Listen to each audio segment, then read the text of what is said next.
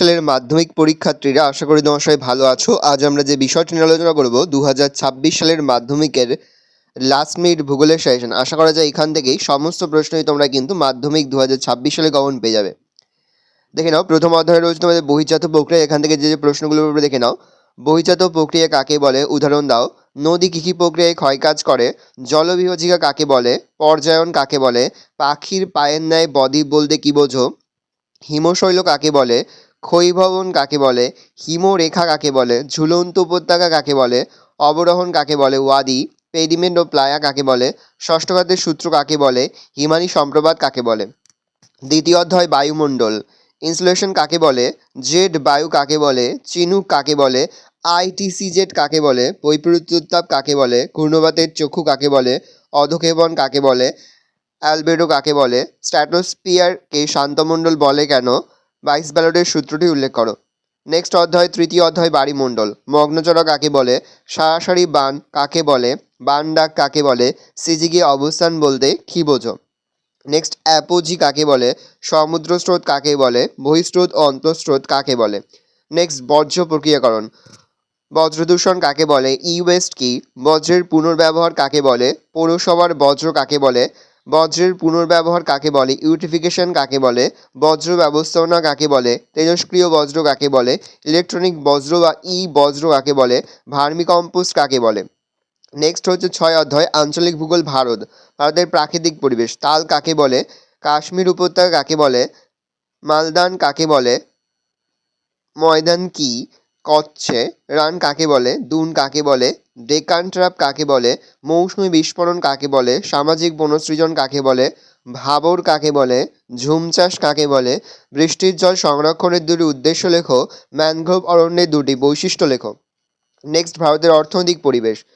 সোনালী চতুর্ভুজ কাকে বলে, জনঘনত্ব কাকে বলে, জনঘনত্ব বলতে কী বোঝো, ইন্টারনেট ব্যবস্থার গুরুত্ব লেখো, পুনরপ্তানি বন্দর কাকে বলে, জীবিকা সত্তাভিত্তিক কৃষি কাকে বলে, মিলেট কি কাকে বলে, তথ্যপ্রযুক্তি শিল্প কাকে বলে, ইঞ্জিনিয়ারিং শিল্প কাকে বলে, অনুসারী শিল্প কাকে বলে, কাম্য জনসংখ্যা কাকে বলে, অর্থকরী ফসল কাকে বলে, বিশুদ্ধ কাঁচামাল কাকে বলে, উত্তর দক্ষিণ করিডোর কাকে বলে, উদীয়মান শিল্প কাকে বলে। 6 অধ্যায় থেকে যেগুলো পড়বে।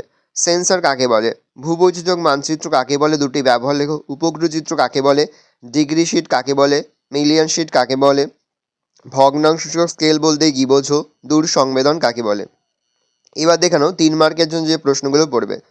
প্রথম অধ্যায় বহির্জাত প্রক্রিয়া। নদীর বহন কাজে 3টি প্রক্রিয়া সংক্ষেপে আলোচনা করো। নদীর মোহনায় বদ্বীপ গঠনের অনুকূল ভৌগোলিক পরিবেশ আলোচনা করো। উপনদী ও শাখা নদীর মধ্যে পার্থক্য লেখো। সুন্দরবন অঞ্চলে জলবায়ু পরিবর্তনের প্রভাব আলোচনা করো। নদী উপত্যকা হিমবাহ উপত্যকার মধ্যে পার্থক্য লেখো। উষ্ণমরু অঞ্চলে বায়ুর কাজের প্রাধান্যের কারণগুলি লেখো। বারখান অনুদৈর্ঘ্য বালিয়াড়ির মধ্যে পার্থক্য লেখো। অবরোহণ ও আরোহণের মধ্যে পার্থক্য লেখো। নদীর ক্ষয়কার্যের প্রক্রিয়াগুলি কী কী, গিরিখাত ও ক্যানিয়নের মধ্যে পার্থক্য লেখো। নেক্সট, দ্বিতীয় অধ্যায় বায়ুমণ্ডল। সমুদ্রবায়ু স্থলবায়ুর মধ্যে পার্থক্য লেখো। স্ট্র্যাটোস্ফিয়ারে উচ্চতা বৃদ্ধির সঙ্গে সঙ্গে উষ্ণতা হ্রাস পায় কেন। জেট বায়ুর সঙ্গে মৌসুমী বায়ুর সম্পর্ক লেখো। বায়ুমণ্ডলের স্তরবিন্যাস আলোচনা করো। নেক্সট হচ্ছে তৃতীয় অধ্যায় বায়ুমণ্ডল। ভরা কোটাল ও মরা কোটালের মধ্যে পার্থক্য লেখো। সমুদ্র স্রোত সমুদ্র তরঙ্গের মধ্যে পার্থক্য লেখো। মগ্নচড়াগুলি মৎস্য আহরণে উপযুক্ত কীভাবে উল্লেখ করো। নেক্সট চতুর্থ অধ্যায় বজ্র প্রক্রিয়াকরণ। বজ্র ব্যবস্থাপনায় শিক্ষার্থীদের ভূমিকা আলোচনা করো। প্রকৃতি অনুসারে বজ্রপাতের শ্রেণীবিভাগ করো। বজ্রের পরিমাণগত হ্রাস কিভাবে করা যায়। গ্যাসীয় বজ্র নিয়ন্ত্রণের উপায়গুলি লেখো। বজ্র ব্যবস্থাপনায় 3R বলতে কী বোঝো। নেক্সট 6 অধ্যায় ভারতের প্রাকৃতিক পরিবেশ। পূর্বঘাট ও পশ্চিমঘাট পর্বতের পার্থক্য লেখো। বৃষ্টির জল সংরক্ষণের উপায়গুলি আলোচনা করো। ভৌমজলের অতিরিক্ত ব্যবহারের কুফলগুলি আলোচনা করো। ভারতের অরণ্য সংরক্ষণের উপায়গুলি আলোচনা করো। সামাজিক বনসৃজন ও কৃষি বনসৃজনের মধ্যে পার্থক্য লেখো। করমণ্ডল উপকূলে বছরে 2 বার বৃষ্টিপাত হয় কেন। নেক্সট, ভারতের অর্থনৈতিক পরিবেশ।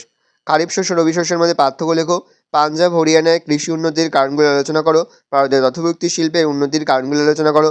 ভারতের মোটরগাড়ি নির্মাণ শিল্পের উন্নতির কারণগুলি আলোচনা করো। শিল্পের অবস্থানে কাঁচামালের ভূমিকা আলোচনা করো। রেলপথ ও সড়কপথ পরিবহন ব্যবস্থা 3টি করে সুবিধা লেখো। আধুনিক যোগাযোগ ব্যবস্থা বলতে কী বোঝো। নেক্সট 6 অধ্যায় উপগ্রহ চিত্র ভূবিচিত্রক মানচিত্র। উপগ্রহ চিত্রের ব্যবহার ও বৈশিষ্ট্য লেখো। ভূবিচিত্রক মানচিত্রের ব্যবহার লেখো। জিও স্টেশনারি ও সানসিনক্রোনাস উপগ্রহের পার্থক্য লেখো। দুঃসংবেদনের সুবিধা অসুবিধাগুলি লেখো। এবার দেখে নাও 5 মার্কসের জন্য যেগুলো পড়বে। প্রাকৃতিক ভূগোল, বহির্জাত প্রক্রিয়া ও সৃষ্ট ভূমিরূপ। হিমবাহের ক্ষয়কার্যের ফলে গঠিত 3টি ভূমিরূপ চিত্রসহ আলোচনা করো। হিমবাহ ও জলাধারের মিলিত কার্যের ফলে গঠিত 3টি ভূমিরূপ চিত্রসহ আলোচনা করো।